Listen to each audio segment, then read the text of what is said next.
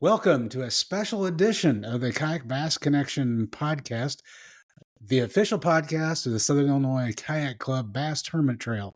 So I'm your host, Jared. We are here tonight to kick off the third season of the podcast, but more importantly, we're here to kick off the official 2025 schedule for the Southern Illinois Kayak Bass Club Tournament Trail. Let's talk some bass fishing. So tonight we have tournament director Josh Lincoln with us. He's been working diligently to get that schedule together and what we're all going to be doing in 2025. So this is going to be our first glimpse of what Josh has been up to. Josh, how are you doing? I'm doing great. We had a beautiful day here in Missouri. It was almost 50 degrees today. It kind of made me itching to get back on the water, and I know those days will be here sooner than later. Just getting excited. Oh, absolutely. Yeah, we're recording this right before Christmas. It won't be released until after the first of the year. But we're kind of in that time of period that you're just starving to get back out in the water. It's going to be a little bit until we get to do it. So that's awesome. I always try and go fish on my birthday. My birthday is December 10th, and nice. Even if it's just going to a local pond or anything, I'm always try and get out there and usually catch it's usually a jerkbait fish on my birthday. I'm always jealous of those guys that have like summer birthdays and can go fishing in the warm months of the year on their birthday. That's a great tradition. Fish on your birthday, regardless of when it is. Always. There's been years where I've had to fish through ice on my birthday, but I've gone regardless. That's dedication. So it also takes a lot of dedication to do what you do. How many years have you been tournament director now? Let's see. My first year that I started was 2020, so this will be 5 years. Incredible. So we know a lot of work goes into that, and hopefully we can talk about that later. But hey, everybody's wanting to know, when are we going to kick the schedule off this year? Right now, let's do it. Let's go. So I'm looking at. I just saw the schedule just right before we came together to record this podcast. So first thing on the schedule is not a everybody's invited type of event, right? So we have the SIKC Classic coming up March 29th. March 29th. It'll be here before we know it. I'm not going to release where that location's at. Sure. I got the permit pulled, but I'm just going to hold on to that information just a little bit longer. And then I'm going to make a really cool special post to all the anglers that have qualified for that tournament and let them know where we're at. But we do want to release the date. That way they can get request off for work or whatever they need to do, make sure they're there. Yeah, it makes a lot of sense. March 29th. Make sure that if you were one of the top finishers and can you refresh my memory, what was the rules last year that you talked about? You were going to invite. It's a top 20 qualify, and then anybody that had an outright win gets an automatic bid in there. Okay. So if you only showed up to one event but you won, well, great, you're invited to the Classic. Yeah. All right, so that gives you a pretty good idea whether you're going to be on that invite list or not. So take a look at last year's right to the standings and figure out where you're at and go from there. Are there any other ways to get into the SIKC Classic other than the win and being a top 20 finisher? Yeah, there is another way. It is based on attendance. So if you fished 4 more events last year, you are in. All right, awesome. Cool. So that broadens your field a lot. So yeah, we definitely just want to continue to reward anglers that show up and help support us. They're the heart and soul of our club, and we want them to be a part of our special events. Oh yes, absolutely. All right, so we're going to have a little more information later on about the Classic. So March 29th is going to be that date. So let's make sure you put that on your calendar. So let's just start off with the first event where somebody can earn points from that 2025 Angler of the Year award. And I see that we have an event on April 12th. April 12th. Where's that one going to be at, Josh? This one is going to shock a lot of people because it is not the lake that we always start at. So since I've been running the club, every year we started at Newton, and that tradition ends this year. Okay. We are going to start our year where we ended our year last year. We're going to start right at Coffeen Lake, which I'm excited for. It's a great lake. When we fished it in the past, we fished it in the heat of summer. We fished it in the transitioning in the fall. But this will be our first time the club has ever truly hit their early spring. So I'm excited to see what that lake can produce. It produces great in the summer, produces great in that fall transition. I'm really excited to see how well that lake produces here in early spring. Yeah, nice. Coffeen's really surprised us with some really nice catches there. So it'll be interesting to see what some of our guys and gals can do in April. Coffeen has just been, and you can look at the stats, and Dustin does a great job showing all of our club members. But I think Coffeen is probably one of the most consistent lakes that we've got that's for growing bass. So we can look at our tournament stats over the years, and like the average fish has gone from a 13 to a 14 to a 15 to where I think that last tournament we were averaging close to like 17-inch fish for a lot of like the keeper quality fish. So I'm excited to see what that lake will bring in the springtime. And then the other aspect of it is Coffeen is a really big grass lake. I know last year's tournament, they sprayed the grass and killed a lot of that grass, so we didn't have to deal with that. But early spring, with all that grass not developed yet, that's going to be another big kind of wrinkle and curveball, which I think our anglers will really enjoy to kind of not fish the same lake where everybody can go to the same spot that they've gone the past 5-6 tournaments. So it'll make people get outside the box. It'll make people pre-fish. I'm excited. It's going to be a great tournament. Yeah, sure. It will be like a different lake without dealing with a lot of dead grass. It'll be early enough that the grass isn't going to be sprayed yet. May not even be emergent, some of it. So it'll be a completely different ball game. Awesome. Yeah, that's exciting. I've done well at Coffeen. I like that place. All right, now the next place we're going to talk about is a little different. May 3rd, you have us headed out to a lake we haven't fished a lot. Tell us more about Otter Lake. Otter Lake is a lake that it's probably been the most requested lake for SIKC to go to since I've joined the club, and we're going. I've heard all of the requests, and I made it happen this year. And it also happened to be that KBL is also going to Otter like the week prior. So anybody that wants to go and fish with them or fish as a non-member with them, I'm going to go pre-fish it essentially, but in a tournament thing.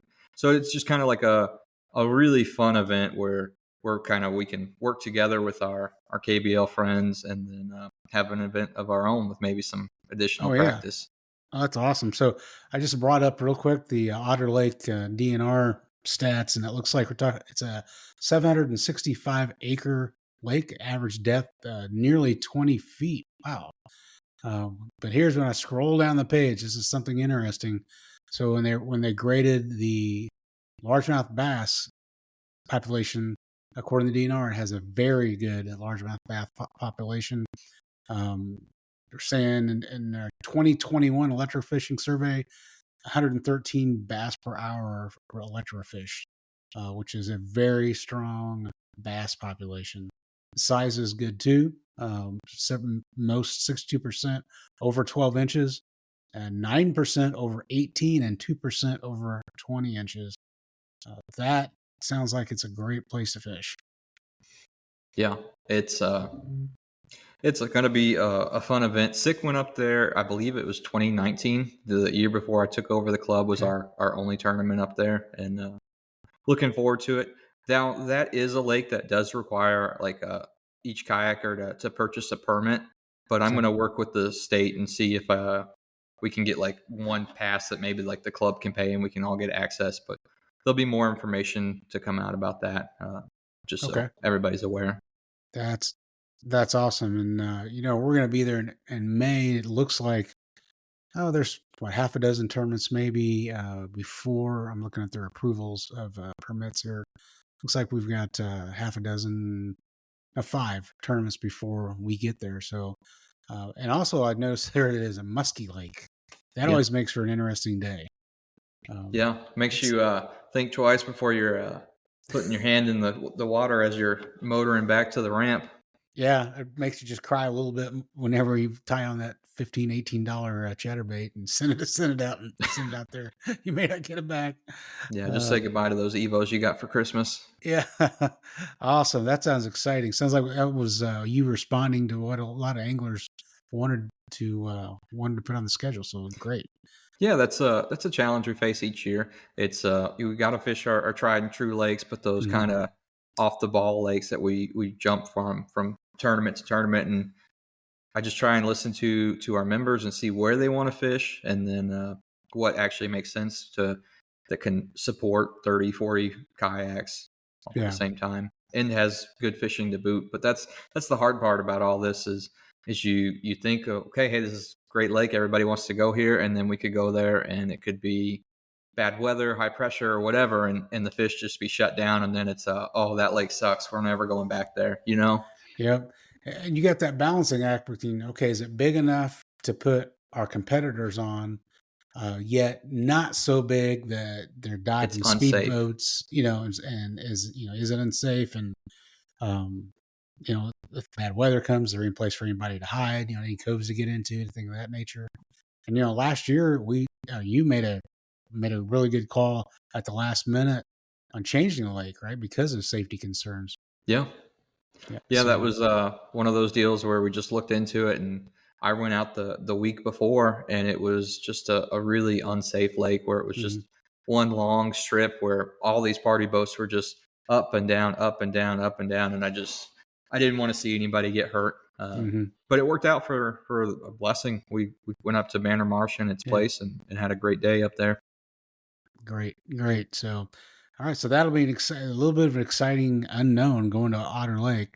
You talked about our tried and true lake. So next up, in June 7th, we're headed back to Sancris.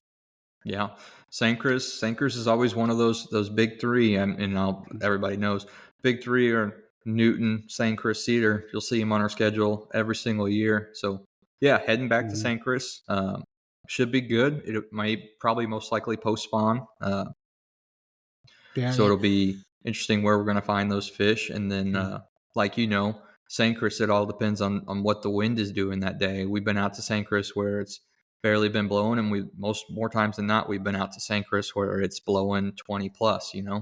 yeah. I think every time I've been on that lake, it's been blowing like crazy. I didn't make that one last year, but I know that there was big expectations, if memory serves me, and really there was only a few people that did well. Yeah, Um, the lake was really shut down the last time we fished it. mm, I think a limit puts you in the top 10 mm, because I that was one of my poor tournaments where I was just like really disappointed in myself because early in the day I caught a big kicker fish, one of my bigger fish of the season, and I couldn't round out my limit. And if I would have uh, rounded it out, it probably would have been a top 5, mm, top 10 for sure. yeah, dang. And Yeah. you had a heck of a finish for the year as well, Oh, especially I had since a you're I had a planning the bad entire thing. finish. I had a bad finish this year. All right. So Sanger's Lake, another thing, and I'll post the episode at the end of this one, but we also interviewed the biologist that was responsible for Sankris and some of our other lakes uh, last year on this podcast, which that information is still going to be really relevant. So go back and take a look at that previous edition that we'll link below here. Yeah, and one good thing about the Sankris tournament is we kind of rotate launches too. And this year we're back at that northeast launch, which I think is the best launch for a kayak tournament, especially because it puts you right at the start of all three arms. So if you want to go straight down that center arm, you're right Yeah. there. If you want to go around to the dam and down that west arm, you're right Hmm. there. If you want to go away from all the crowds and go down that east arm and have the lake to yourself, you're right there. Yeah, that's a nice launch, and they just updated. If I remember right, that's an updated ramp. They had a Yeah. ramp that was pretty rough. They put a newer one in. It's Yeah, I also think that was beautiful. that smaller single one on Mm, I think it was on the right side of the ramp yeah, that they redid. yeah, beautiful campground there too. Yeah. Oh man, the next one is if there's one lake that I think that people in our tournament trail look forward to the most, it's going to be the next one. So what are we going to be doing July 19th? We are going to be at our favorite lake in the entire state. We will be at Cedar Lake. Cedar, home of the mythical mythical century belts. Crossroad Championship win. It is an awesome lake that is just loved by. I don't know anybody that just says I don't like fishing cedar. Yeah, I'm kind of torn on Cedar right now because the past 3 times we've been to Cedar, 2 of them have been the worst weather days I've ever fished in. One was blowing, had to be 35 plus miles an hour, and the other one it rained all day long, and not just a light rain, it downpoured. And both of those days, somebody broke the century belt. It was Darren and Susie. Yeah. So I'm kind of torn. I don't know if I want a good weather day or I want another bad weather day and watch somebody, hopefully me, break a century belt, in a single day. You can't do it if the fish aren't there. So the fish are in that lake. The fish are 100% in that lake. And that's another one of those lakes is when it's on, but when it's off, it's off. I think we've had several tournaments where, once again, cracking a limit got you in the top 15, top 10, But then we've had tournaments like last year where I think 80 inches was out of the top 10, Wow. But it's a fun lake. Well, I'm looking forward to it. It is. And you know what? If you went there every time and caught 90 inches, it wouldn't be so sporting, but definitely you don't know what you're going to get at Cedar. Yeah. Now that I will say, as we're on the podcast, that's the only one that's not officially locked in. And as we'll get into kind of like talking about the tournaments later, that's the one I do have to call in after the first of the year and talk with the city directly and get that permit approved. So that's kind of like a placeholder. That's where we want. And there hasn't been too many years in the past where we haven't gotten the exact date we wanted. But that's the only one that could change. That's not 100% locked in. Okay. Yeah, that water is like partly owned by the city and partly managed by the state, right? I mean, yeah, it's a little bit of both. So we got to go through the city of Carbondale to get our permits. Okay, that makes sense. Now you really got me with this next one. We got the 19th. Hopefully, you're going to be at Cedar Lake. Yep. And then you've been doing this the last several years. There's just when you think you figured out what the schedule is, some quirk gets thrown in there, some mysterious event. So what do you have up your sleeve this year? I can't say a whole lot now. I thought I'd get that out of you. But I will say that me and somebody else and you, Jared, are going to sit down and have a podcast together about it, releasing all the fun details. What I will say about it is, 1, make sure you get the day off because you're not going to want to miss this. And then 2, make sure you show up to all 4 tournaments prior to this because it will be an anglers that qualify for this. So not everybody's going to get the invite. Nice. So it'll be after our 4th AOY tournament. So the top however many will be invited based on their AOY standings after 4 events. Oh, nice. Sort of like a mid to late year kind of miniature championship. Get like your top performers together. And so now, just so we're clear, we're talking about July 26th. So if you're looking to put in for time off or whatnot, July 26th. Yep. Is the secret event. That's what it's labeled at, which I don't like that. Secret event. There's no clue as to what that's all about.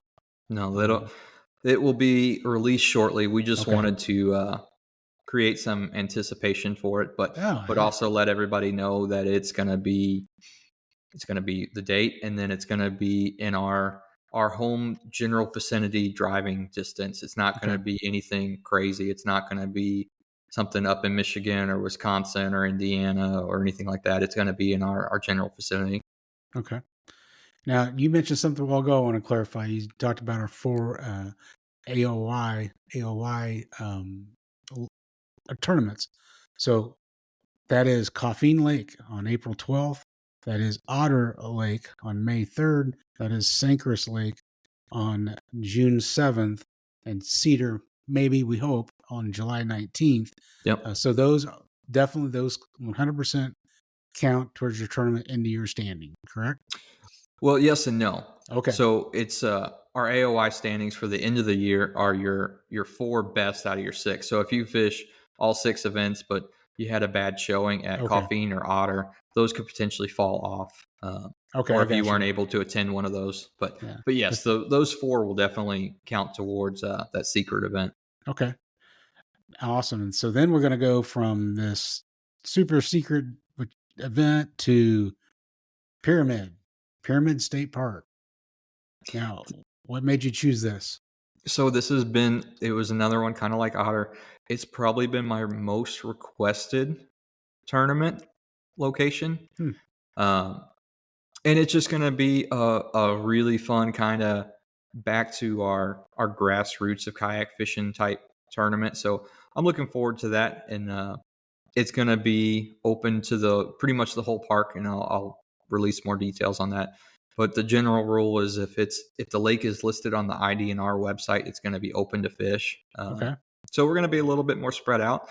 But I will say it's also a tournament that if you really want to win one of these things, you could do your homework and you could go out here and you could really find a lake that's off the beaten path. And so it's a tournament that anybody can win. That they may just have to put in a little bit of extra legwork into getting it, or maybe it's a lake that doesn't have a boat ramp or something like that. Hard to get into that they're willing to take the time. Or it's also the wonderful ability of, hey, I put in on Lake B, but I've had a crappy morning so far. I've only caught 1 fish. All right, well, great. I'm going to throw the kayak in the truck and I'm going to go over to Lake C or D or E, So there's endless options, which will be fun. Yeah, and I want to see if I can't do a quick screen share here, but it's interesting that I brought up the DNR website, and usually when you're used to doing that, you see the obvious choices. There's the one lake basically that you get to choose from, but not on this one. On this one, let me bring this up real quick. There is a entire list. Yeah. Entire list of lakes here. Look at this. So we've got all these little bodies of water. Is that so? If it's listed here, is it going to be open? Yeah, that's how it's going to be. Yeah, so somebody could spend a lot of time doing some scouting here. I don't even think that's all of them. Really? But yeah, I think the main ones that people are going to go to, I think we'll see a lot of attendance at Super Lake, which is the biggest one on there, which they also have been stocking smallmouth in there at record numbers. I think you'll have to double check me on this, but I believe they put over 30,000 smallmouth in there over the past 3 years.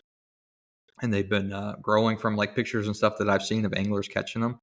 But that'll be a lake that draws a lot of attention. I think Goldeneye will probably catch a lot of attention. I know back in the past, back in like 2015, 2016, the Murray State team practiced on Goldeneye for a week straight.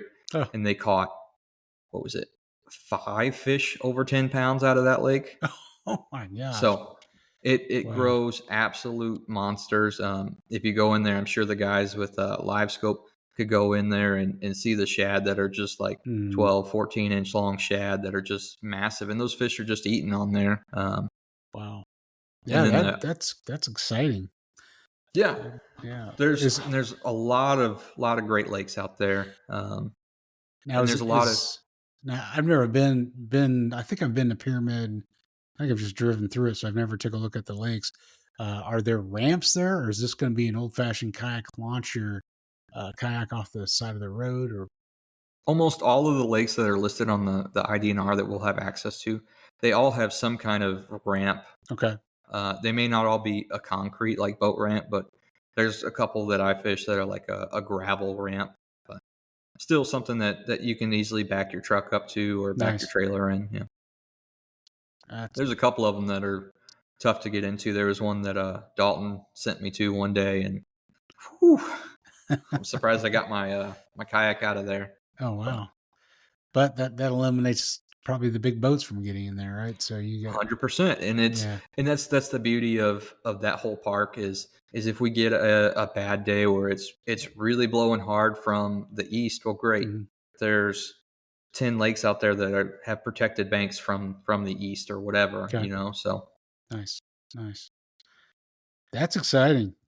All right, so that is going to be on August 9th at Pyramid State Park, August 9th. So we've kind of inverted the schedule. So the lake that we usually start on, we're going to finish on this year, right? That's right. We're gonna wrap the season up at Newton, which we've done the very first year that I took over the club. We did Newton twice. We started and ended on it, and it'll be really exciting because it's a completely different pattern than most of our anglers are used to. Because a lot of our club members, the only time they fish Newton is that first tournament of the year up in the early spring. So it'll be a completely different lake for most of our anglers, and it should be a great time. I know I love fishing Newton in the fall or fall transition. Usually a white swim jig along any shoreline just gets destroyed, and it's fun fishing because there's so many 18-inch fish at Newton. It's just incredible fishery. That's going to be on September 13th. Oh, it's always a busy place. I'm sure it'll be really busy then too. Nice. What a great lineup, man. So how long did it take you to kind of put this schedule together as a tournament director? Is this something you started thinking of last year or just when? I guess it usually goes after the last tournament of the year and after Crossroad ends. I usually give myself maybe like a week or two, just like relax, be like, okay, take a deep breath. Because by the time you get to that part of the season, it's very taxing being a tournament director, and you just kind of like take that step back and relax. And then like 2 weeks later, you got to be instant back into it mode because on October 31st, Halloween, everybody else gets to enjoy it, but I've got to apply for our permits that night and go from there. But yeah, picking the schedule is never an easy task because you try to balance that. Like, I want to make everybody happy, which I know is impossible at this point. And then you also want to keep things fresh.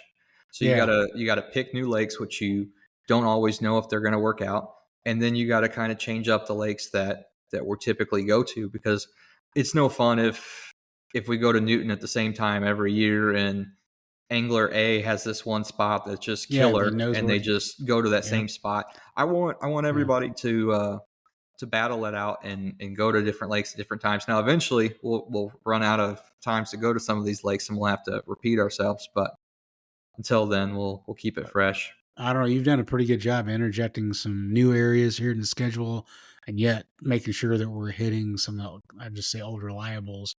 You got Newton and Sancris, Cedar Lake. Those are ones that just produce year after year. Caffeine is now becoming kind of one of those. So yeah, this is an exciting schedule we have out in front of us. So let's say somebody's listening to the podcast, or like, you know what, I haven't fished with you guys before. These sound like some pretty neat lakes we're going to go to. What is it if a person has not been a member of the club before? What do they have to do to show up at Caffeine Lake on April 12th? Well, the very first thing they'll have to do is they'll have to buy a membership. And let me double check my calendar here. Those will go on sale January 11th of 2025. And they'll just go, any angler that wants to be a member with us, will just go to our website, SIKCfishing.com. And then you can click in there and become a member. But those will go on sale right at Friday night at midnight. As soon as we click over to the 11th, or they'll be on sale, and they'll go fast. They always do. How many memberships do you expect to be available? We've been working on it. It's a balancing act of like not selling too many and then not selling not enough, because we want full tournaments, and we just understand with people's schedules, we're not professionals that it's common to miss one or two, or some people show up and say, hey, this isn't for me, and then don't attend. So I think we're going to have 65 memberships available.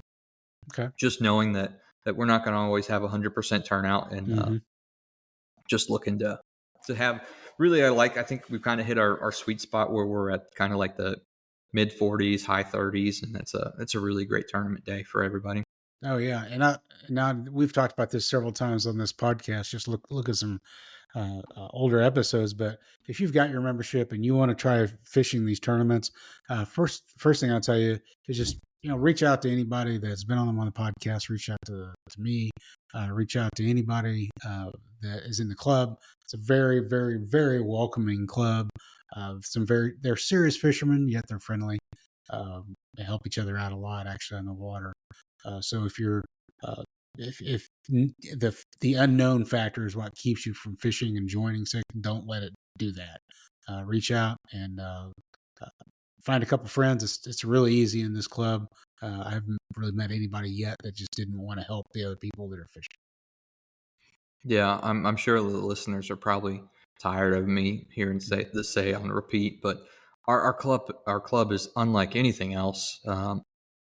It's so friendly. It's friendly first, fishing second, and there's not a member in here that wouldn't help an angler out, and it's not cliquey in the slightest. It's you can show up brand new, first tournament ever, show up to the boat ramp and go up and say hi to anybody out there, and they're all going to be like, "Hey, what's going on?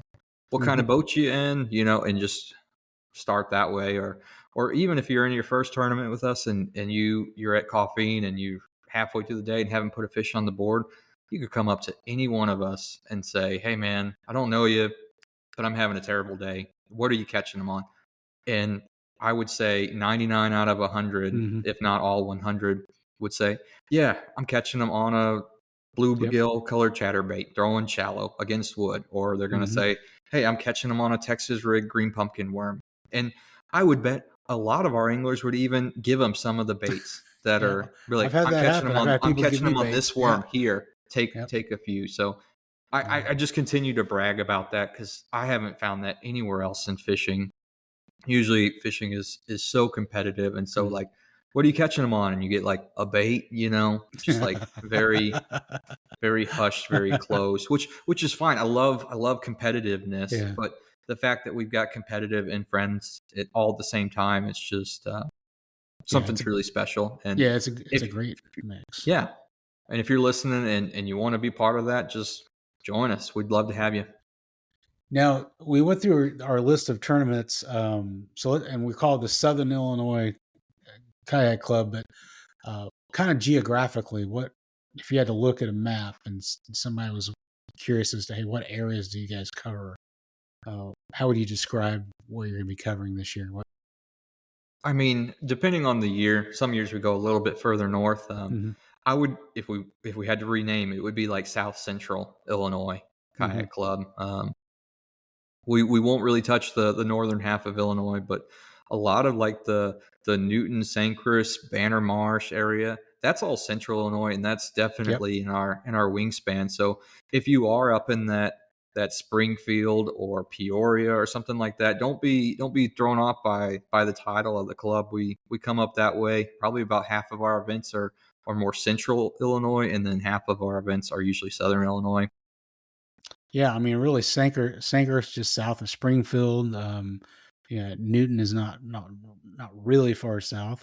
And then, of course, like you said, we've done some things at Banner Marsh in the previous years, and that's nearly around Peoria. So it's a really big area. Yeah, each year I kind of look at our territory that we fish. Southern Illinois to me is south of I-64, and central is north.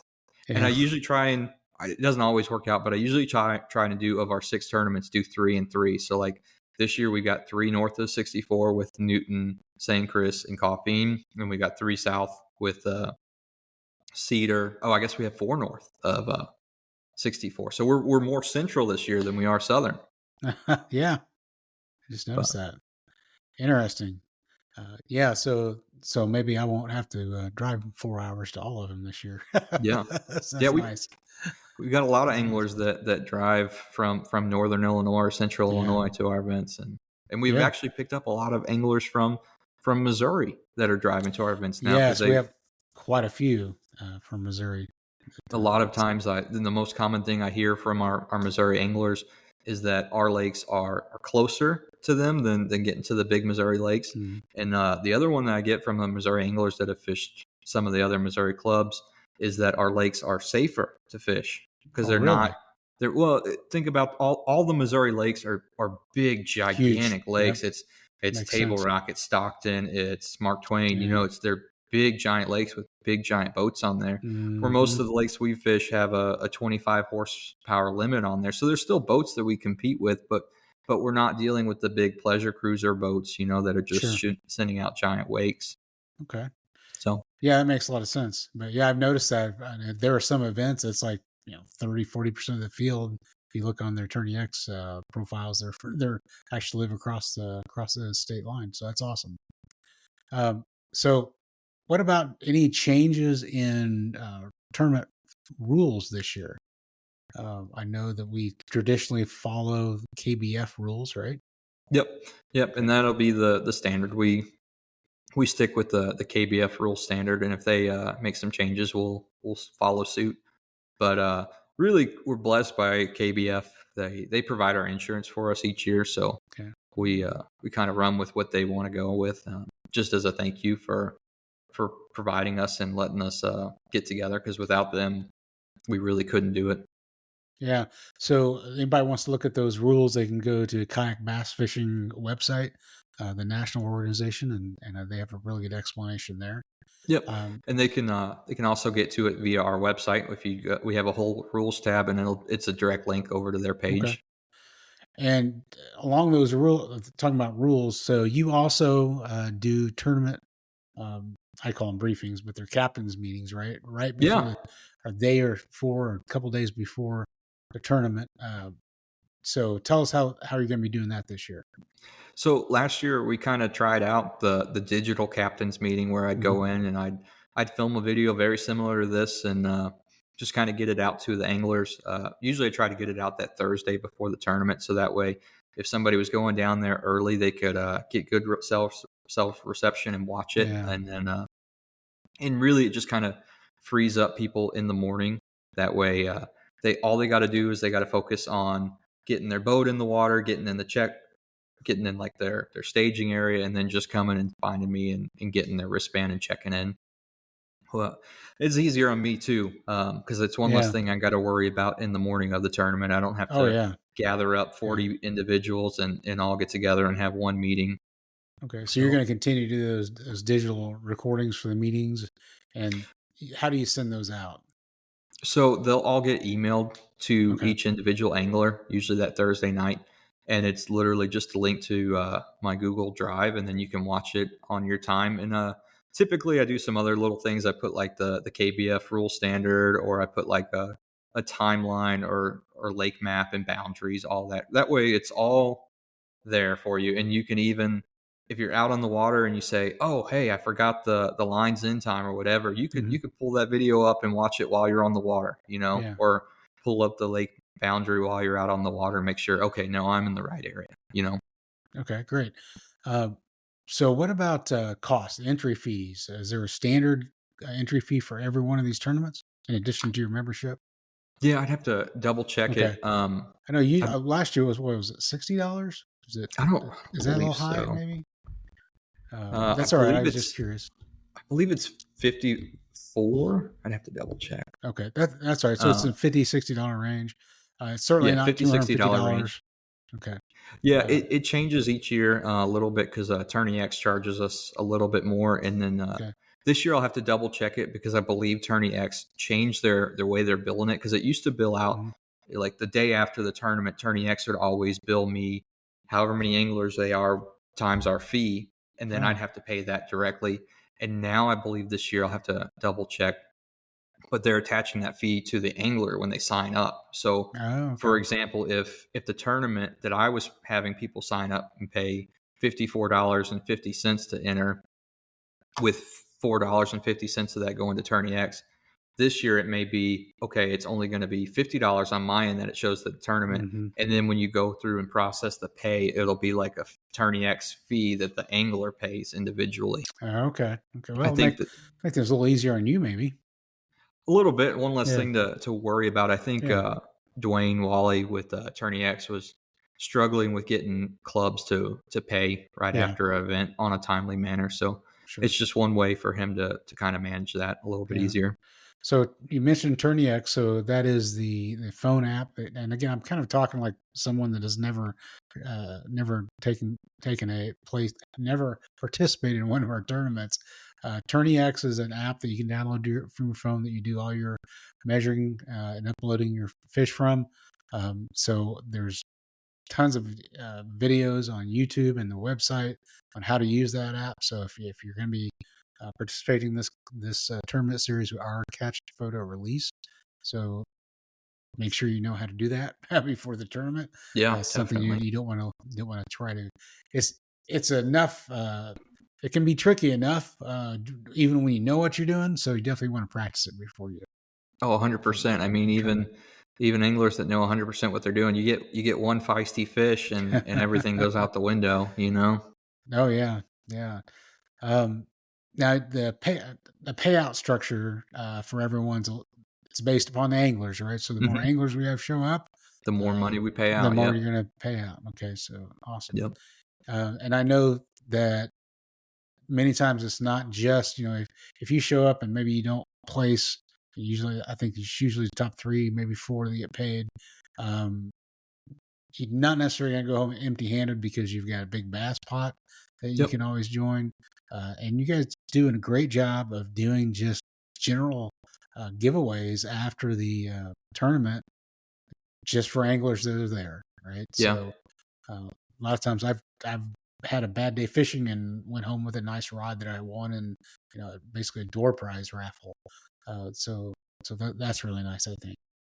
Yeah, and starting last year, and it'll roll into this year because I thought it worked great. We just added the big bass into the fee, so there's no worried about, oh, did I sign up for it? Did I not? Everybody is signed up for big bass. If you catch the big bass of the day, you're going to walk away with that big bass money. And big shout out to Brian from Heads Up Taxidermy, who's a big sponsor of the big bass, and we'll do one more replica for us this year. So nice. But yeah, back to like the everybody getting something. That's a big format for me. I would much rather have 30 smaller prizes, whether it's a chatterbait or a pack of worms, and we'll still do some big prizes, but I always want to make sure that absolutely everybody walks away with something. If they stayed for the tournament, they stayed for the results, that they walk away with something. Because I've been there. I've had awful tournaments where I caught one fish, or I caught 3 fish and they all flopped off the board. But getting that chatterbait, or getting that whatever, that pair of pliers, it just kind of made it worth it. It's like, okay, it's something. Yeah. Something. And I tell you, another huge bonus for that, stick around, because really that's a lot of times that's the one time you get to talk to the other anglers that are there. You might run into some of them on the water, but or waiting for results to get tabulated. That's when you kind of meet some of the people you're fishing against, and to me, that's one of the highlights of the tournament. I think just the people. Yeah, I mean that fellowship hour is huge. Not only can you talk fishing and can you talk about the day, which sometimes is frustrating if you had a bad day and you talk to, oh yeah, I was killing them throwing in the same exact bait you were throwing. It's just like sometimes like, okay, that's a little hard to hear, but those times are when bonds are just really strengthened and made, and you could make some really lifelong friends. I know how I have just being with the club for the past 5 years, as I've been, the bonds that I've made are unbelievable, to where I could call any of these guys up in a moment, and they would all say, yeah, how can I help? Yeah. I mean, you've done a phenomenal job of building a community around a tournament, a bass fishing tournament trail.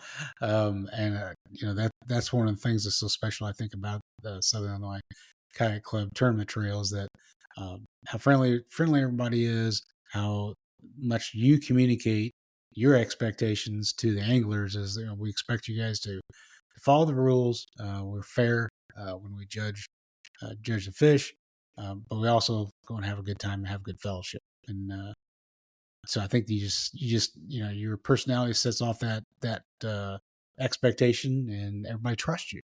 That's a big deal. And hats off to Ryan McCann and Kavika, who ran the club the first 2 years of its existence. But they kind of set that standard, and I've only kept it going. And nice. So yeah, big shout out to them. Yeah. So, man, you've got a great tournament trail that you've laid out for our anglers. And I hope we can sell out all those 60 or 65 memberships. That are going to go live online January 11th at 12:01 a.m. I presume. 12:01 a.m. There will So, be people buying them. yeah. Happens every year. It's one of those stressful days, just kind of like applying for the permits. I'm up Yeah. super late working on my computer and just making sure and hoping everything works. Yeah. Yeah. Well, there'll be some stumbling blocks, and that's just that you can't. That stuff just happens. Yeah. So you've done a great job of lining things up so far, and you've got a lot of good people helping you, as I know. So if you fished the tournament trail last year, watch your emails and see if you get invited to the March 29th event at Lake Unannounced yet. Yeah. From your performance last year. And people can start making some plans. All right, you've done a great job of getting us ready for the 2025 season, Josh. The schedule looks amazing. That's really exciting. So we're going to actually drop this. Initially, I thought we were going to drop this till like the 1st of January. But you and I were just talking. I think we're going to try to move that up a little bit. Yeah. So if someone sees this podcast, listens to the podcast, sees the schedule and says, that's something I want to get involved with, the next step would be January 11th. Waiting to buy that membership or as quick as they can get the membership. And what's the website again? It's SIKCfishing.com. Okay. And if someone to have any questions about the tournament trail, how would they reach you or someone else? So the best way to reach me is either send me an email directly, and it's super easy. It's sikcfishing@gmail.com. Okay. Or if you just go to our Facebook main page, and you can message me through there and just hit message, and I'm always the one responding back. So if you have any questions, just generally about the club, or I'm happy to help, and I'm happy to talk anything kayak fishing related. And if you're just kind of very new into this and you don't really know what's going on as a rookie and you want to get involved, we have a whole dedicated podcast just to that as well. Yeah, we do. We there's a great, this is their 24th episode that we recorded, the Kayak Bass Connection podcast. And there's so much good information. I would suggest if anybody is interested in joining our club or participating in this tournament trail, and it'd be really worth your while to go back and listen to a lot of our old episodes. So there are tons of good information there. So Josh, thank you again for all the work you've done. You've really made a schedule that I think everybody's going to be excited about. Some of the old, some new. It's going to be a great year. So thank you for all you do, sir. Thank you for having me. Look forward to doing this a few more times before we get back out on the water. Yeah, absolutely. I'm about to go back real quick and see if I qualified for the SIKC Classic. That's what I'm going to be doing real quick. I think I did. So, all right. Thanks everybody for watching tonight, and we will be back soon with another episode.